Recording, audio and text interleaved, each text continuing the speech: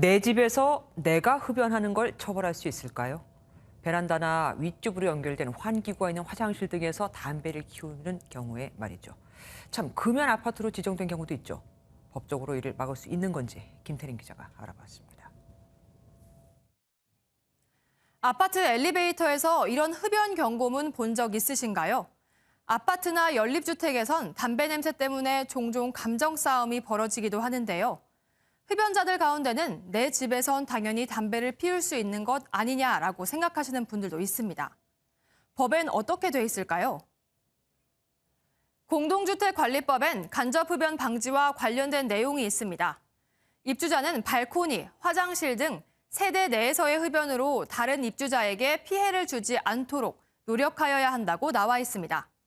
그런데 이 노력이라는 말은 의무라고 보기는 어렵다는 게 전문가들의 해석입니다. 결국 민사소송 등을 진행해야 할 수도 있지만 흡연으로 인한 피해를 규명하는 것은 쉽지 않습니다. 노력만으로 어떤 의무를 실질적으로 할 수는 없고요. 간접 흡연을 함으로 있어 건강을 해쳤다는 게 그 퍼센트도 사실 딱 떨어지기가 힘들고 인과관계를 정하는 것 자체가 입증 책임이 너무 어려운 상황이죠. 금연 아파트로 지정되면 어떻게 될까요?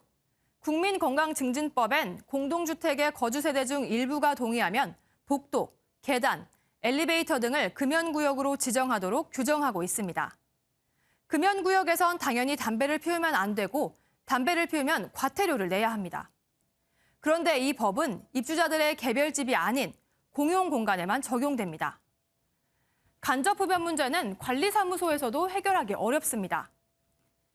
피해를 입은 입주자는 관리사무소에 이를 알릴 수 있고 피해를 끼친 입주자는 관리사무소의 권고에 협조해야 한다는 내용이 공동주택관리법에 있긴 하지만 이행 의무가 있는 지시로 보기는 어렵습니다.